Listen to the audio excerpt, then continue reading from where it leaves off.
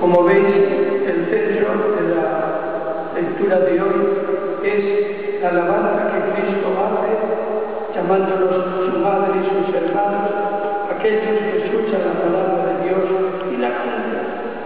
Por eso la reflexión de hoy se centra en María y la palabra de Dios. Ella siempre escucha la palabra e inmediatamente la pone en práctica. En primer lugar, cuando el anuncio del ángel. Aquí está la esclava del Señor.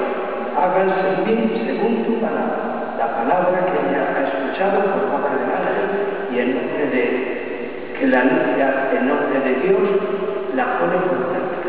Lo que tú me has dicho, pues aquí está la esclava del Señor para cumplir. Y cuando inmediatamente, como se le comunica, va a visitar a su prima Isabel, la alabanza que recibe de Isabel es también sobre la escucha de la palabra de Dios y la creencia, la fe en esa palabra de Dios.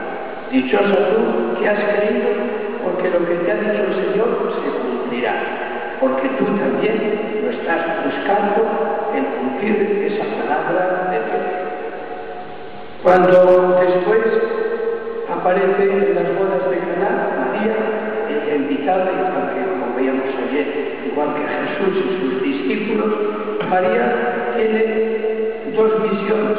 Una, la misión de arrancar a Cristo el primer milagro y despertar la fe, ya podemos decir, en Cristo como Hijo de Dios, de los apóstoles.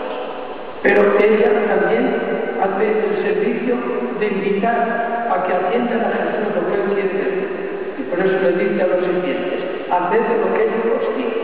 Es el lema que se ha escogido en algunas, o en este caso, en algunas instituciones, en este año, en el jubileo de San Pablo, también, y de otros acontecimientos. Haced lo que él os dice.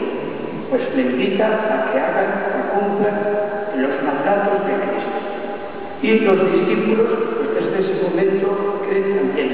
Y nos dice a continuación, el Evangelio que escuchábamos, si lo leemos, nos dice a continuación que después se retiraron a Cafarnaúm, María con Jesús y con los apóstoles, sus discípulos y con los hermanos, es decir, los hermanos o parientes de Jesús. Por tanto, María busca también esa comunidad que se ha crecido con la fe en Jesús como Hijo de Dios, pues está ella también presente para que alentarles a que escuchen la palabra de Dios.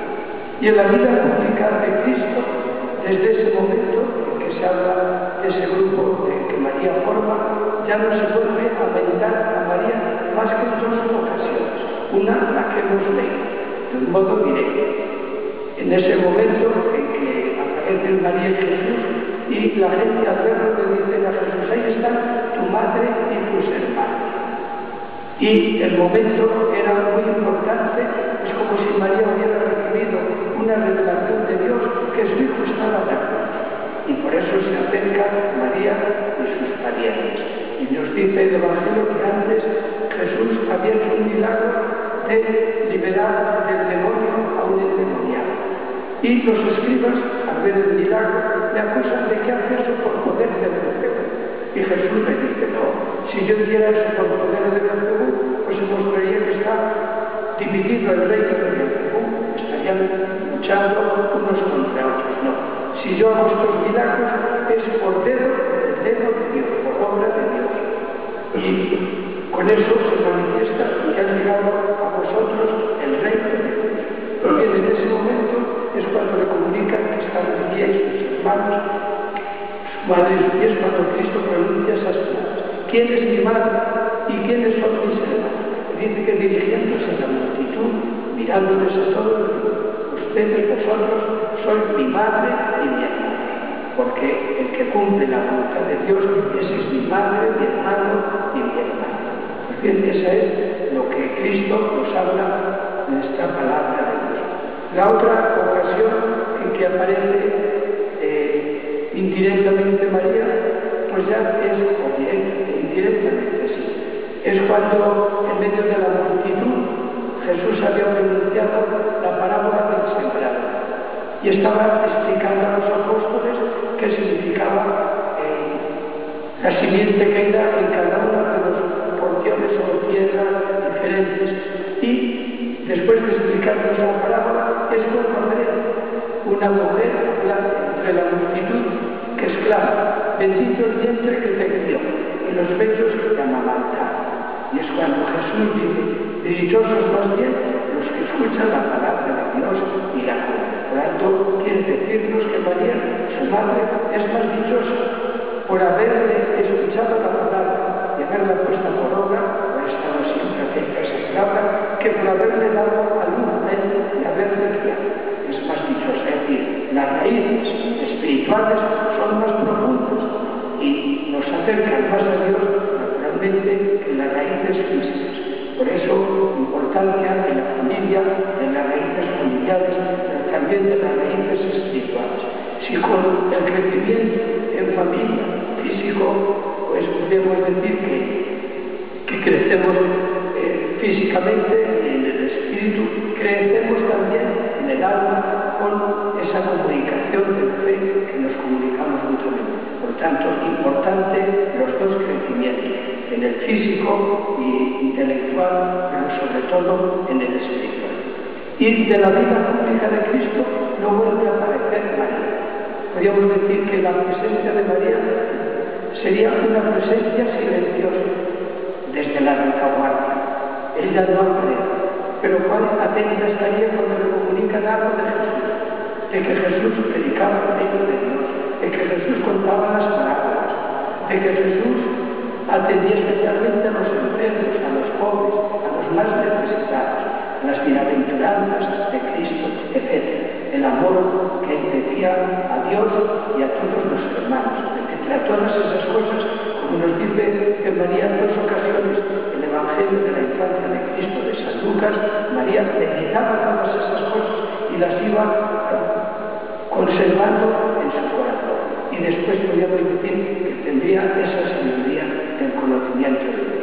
Pero seguiría meditando la palabra de Dios de la Sagrada Escritura como todo israelita, piadoso y bueno.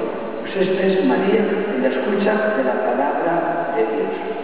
Quería terminar con lo que dice San Francisco, de una manera parodiando esta frase de Cristo: mi madre y mis hermanos son los que escuchan la palabra de Dios y la ponen en práctica.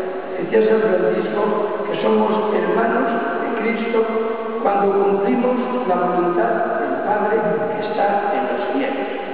Decía también que somos madres de Cristo cuando los llevamos a Él en el corazón y en el cuerpo, por el amor y por la vida pura y sincera. Y por último decía San Francisco que la Virgen nos dio a Jesús por hermano nuestro. Es decir, no solamente es la hermandad por escuchar la palabra de Dios, sino que Dios nos dio a Cristo por hermano nuestro al tomar nuestra propia carne, la carne recibida de María la Virgen. Por eso las alabanzas, el amor que San Francisco profesaba a María, y por eso también la admiración por su pobreza, por su entrega a Dios, a la palabra de Dios, pero por el cumplimiento con las mejores virtudes de la sencillez, la humildad, la pobreza que María ofreció constantemente a Cristo. Pues que lo vivamos así, con una vida, un corazón que ama, pero una vida pura y sincera. Cuando celebramos los sacramentos, si uno tiene alguna impureza, parece que no puede celebrar tranquilo el sacramento.